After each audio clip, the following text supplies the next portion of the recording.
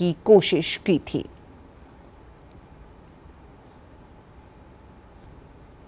देश में कैंसर के उपचार के लिए पहली स्वदेशी CAR-T सेल थेरेपी की शुरुआत हो चुकी है।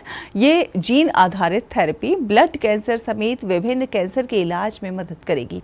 जानकारों का कहना है कि ये दुनिया की सबसे सस्ती थेरेपी है, जो आने वाले समय में कैंसर रोगियों के लिए वरदान साबित होगी।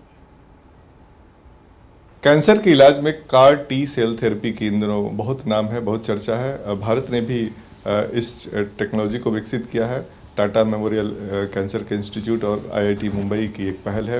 हमारे साथ मैक्स के डॉक्टर रियाज अहमद हैं, जिन्होंने अपने 3 पेशेंट जो हैं उनको CAR-T सेल थेरेपी के अंदर लाया और एक मरीज की ट्रीटमेंट भी शुरू हो गई है। डॉक्टर साहब, कितना गेम चेंजर है ये कैंसर के इलाज में? गेम चेंजर से ज़्यादा बोलूँगा, एक नई थेरेपी है। हर नई थेरेपी गेम चेंजर होती है जो कि क्योर कर सके, तो उस मायने में बोलिएगा तो डेफिनेटली। लेकिन हाँ, ये वन ऑफ द थेरेपी है जो क्योर कर सकती है पेशेंट्स को, खास करके BALL, B acute lymphoblastic leukaemia और बी नॉन हॉजकिंस लिम्फोमा। अभी इसमें अप्रूवल मिला है, लेकिन आगे भी हम एक्सपेक्ट करते हैं कि और दूसरे बीमारी ब्लड कैंसर्स में ये अप्रूवल मिल जाएगा। किस तरह से इसका इलाज चलता है, कैसे ट्रीटमेंट होता है, वो थोड़ा बताएं। पहला फेज़ में जब हम पेशेंट को ज़ीरो डाउन करते हैं, जो रिलैप्स केसेस हैं उनसे काउंसलिंग करते हैं, जिनकी कीमोथेरेपी ने काम नहीं किया या जिनका जल्दी रिलैप्स हो गया। उसके बाद हम उनके T सेल्स को एफरेसिस निकाल के लैब में वेक्टर के साथ मिक्स करके उसको ग्रो करते हैं, जिसमें से 2 से 3 हफ्ते लगते हैं। जब वो प्रोडक्ट तैयार हो जाता है तो वापस से उसको री इन्फ्यूज़ किया जाता है। री इन्फ्यूज़न के बाद पेशेंट 2 से 3 हफ्ते वार्ड में रहता है। इस दौरान इसके ब्लड काउंट्स कम होंगे, हीमोग्लोबिन कम रहेगा, WBC कम रहेगा, प्लेटलेट कम रहेगा, फीवर आ सकता है ना। इसकी इलाज चलेगा। जब ये सब चीज़ सेटल हो जाता है 2 वीक्स में, तो पेशेंट डिस्चार्ज हो जाता है। इसको माना जाता है कि इससे मरीज ठीक हो जाता है। अगर ब्लड कैंसर का मरीज है तो पूरी तरीके से ठीक हो जाता है। इसके बारे में थोड़ा बताएं। बिल्कुल, ये थेरेपी क्यूरेटिव थेरेपी है। जैसे मैंने बोला, ये रिलैप्स्ड ALL और रिलैप्स्ड BNHL के लिए यूज़ हैं, तो इनकी लाइफ स्पैन 3 to 6 मंथ्स हैं, अगर इनका ट्रीटमेंट नहीं हुआ या ट्रीटमेंट हुआ और वो काम सक्सेसफुल नहीं हुआ तो।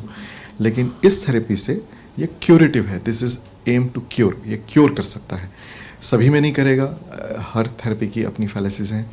करीबन 40 to 60% में वी एक्सपेक्ट कि ये पेशेंट्स को ये ठीक कर देगा। कॉस्ट की बात आती है, विदेशों में काफ़ी महंगा इलाज है, तो ये जो स्वदेशी तकनीक है, इससे कितना फ़र्क पड़ेगा?